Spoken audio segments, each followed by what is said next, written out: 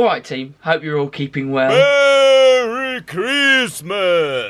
Less than a week to the big day itself. Yeah.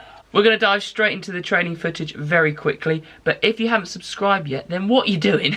Do it right now. If you want to learn about nutrition with a guy who's got a slightly sore throat, it's because I have to raise my voice a lot when I do swim teaching, which is now finished for Christmas. But seriously, if you want to learn about training, nutrition, if you want to get a low body fat percentage and learn how to do it properly, then make sure you do hit the subscribe button, because that's all I do, and that's what this channel is about. And if you're interested in online coaching, especially the deals I've got going for Christmas, then make sure you send me an email. My email is in the YouTube description. Let's get into it. I'm going to explain the footage as we go through.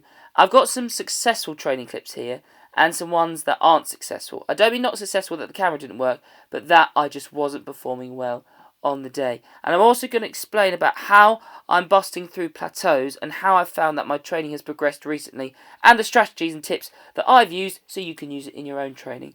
By the way, have any of you seen the film Elf? Because it's a great film. I do want to try, let me know if you've tried this, the meal he has at one of the breakfasts during the film, and it's like spaghetti, Skittles, chocolate and maple syrup.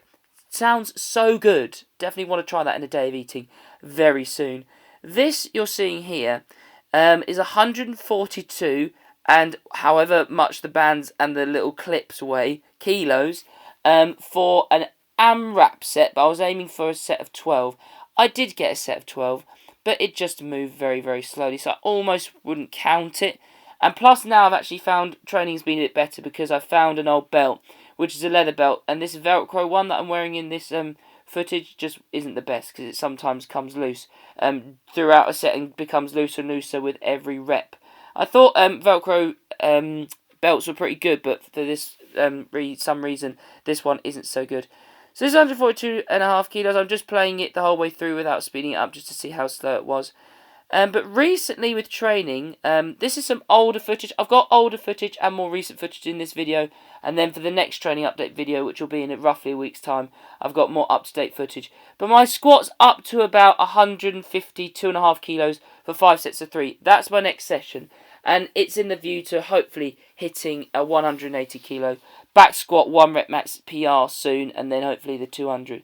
Because I think for CrossFit, they, in the recent CrossFit Games, they were hitting roughly between 200 kilos, 210, or even more than that for their 1 rep max squat.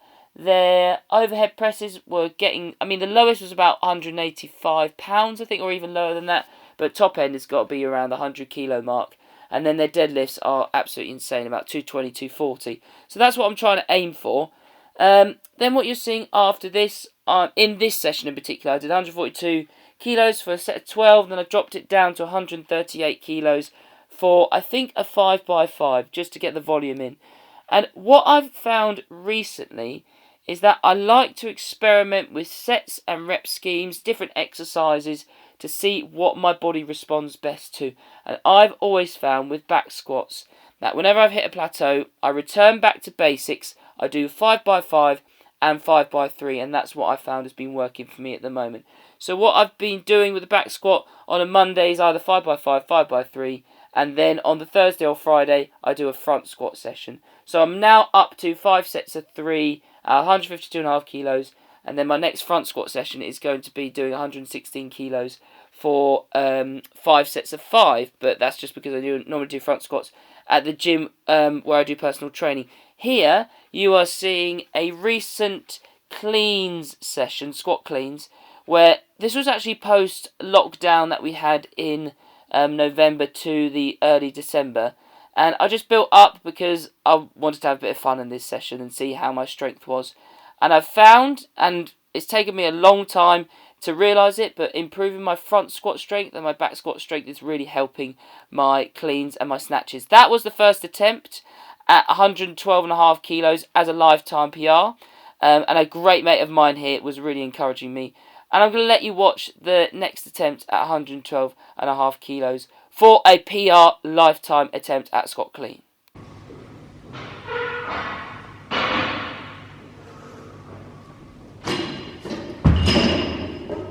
Yeah. Oh,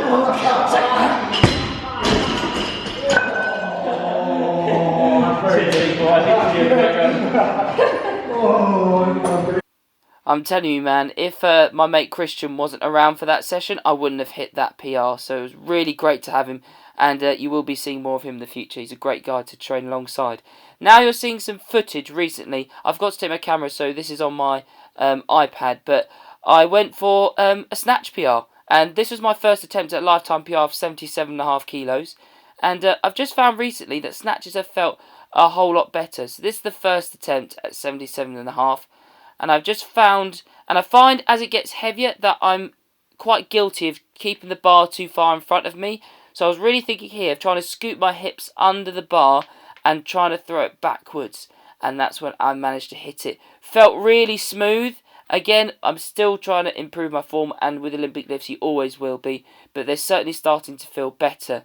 And I've found that, again, with improving my front squat and my back squat strength, that's really helped with improving my Olympic lifts. So just going back to basics, but sometimes it just takes experimenting, trying different ways of training to realise that the basic stuff actually is the best. What you've just seen here is I was attempting some weighted pistol squats. These were a couple of months ago, and they weren't going too well, but I've found that now, I haven't done them so much recently, but incorporating them from time to time really helps with improving unilateral leg strength. Here, this is a moderate heavy front squat session, and this was one that just didn't feel so good on the day. I remember this one, because my front rack mobility still isn't great as I get towards high percentages of my 1 rep max. That's something I'm really trying to improve on. And something I might incorporate soon is when you, say, do a 5x5, or 5x3 with a heavy weight that you're using, and then you put an extra 20-40 kilos on the bar and just hold the bar at the top of the movement, whether it's a back squat or front squat, to get your body used to holding it up there. So then when you drop the weight back down to what you were using, then it feels easier, and it will also help you mentally because you lighten the weight rather than stuck to a heavy weight. These are some negative deficit handstand push-ups. These have definitely felt better recently. I'm going to get some more recent footage on my YouTube channel soon so you can see about how it's progressing. But take some of the stuff into account that I've been explaining in this video. Try to apply it to your own training, and let me know if you need any help. I'm always up for helping people, and I love hearing about your training as well. Thank you guys for watching. As always, stay safe, especially during the pandemic, and I look forward to seeing you in my next video. Yeah!